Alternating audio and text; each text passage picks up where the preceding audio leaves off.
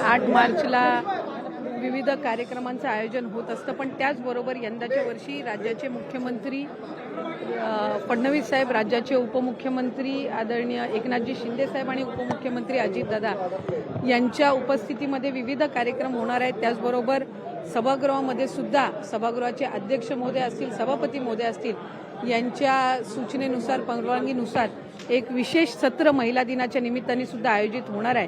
8 तारखेला शनिवार असून सुद्धा महिला दिनाच्या निमित्ताने सर्व महिला लोकप्रतिनिधींसाठी पण आणि महिलांसाठी पण या ठिकाणी या सभागृहाचं जे विशेष सत्र आहे ते होणार आहे। पण त्याचबरोबर सगळ्यांची लाडकी योजना म्हणजे मुख्यमंत्री माझी लाडकी बहीण योजना आणि त्याच्या फेब्रुवारी महिन्याचा जो हप्ता आहे तो आम्ही 8 मार्च महिला दिन याच्या पूर्वसंध्येला त्याला अनुसरून आम्ही त्या ठिकाणी सर्व महिलांच्या थेट खात्यामध्ये उपलब्ध करून देणार आहोत आणि साधारणपणे 5-6 तारखेपासून याची प्रक्रिया पूर्ण होईल आणि सुरू होईल आणि 8 तारखेच्या आत सर्व महिलांच्या खात्यामध्ये फेब्रुवारी महिन्याचा हप्ता हा त्या ठिकाणी उपलब्ध होणार आहे।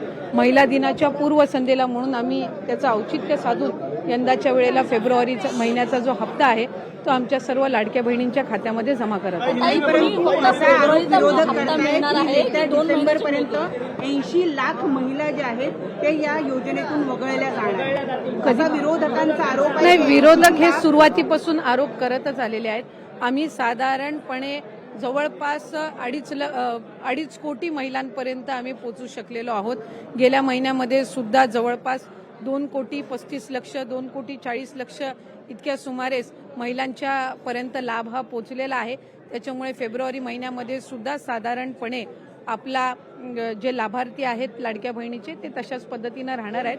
विरोधक सुरुवातीपासून त्या संबंधितला जो आरोप त्यांच्याकडून केला जातोय त्यांच्या खऱ्या अर्थानं नेहमीच सुरुवातीला ही योजना जाहीर झाल्यापासूनच त्यांना ही योजना खुपते आणि आत्ता तर ज्या पद्धतीनं महिलांचा प्रतिसाद गेल्या 5-6 महिन्यापासून मिळत आलेला आहे त्यातून तर विरोधकांमध्ये एक नैराश्य या योजनेच्या संदर्भामध्ये पसरलेलं आहे आणि तेच ते बहिणींच्या मध्ये पसरवण्याचा प्रयत्न करतायत।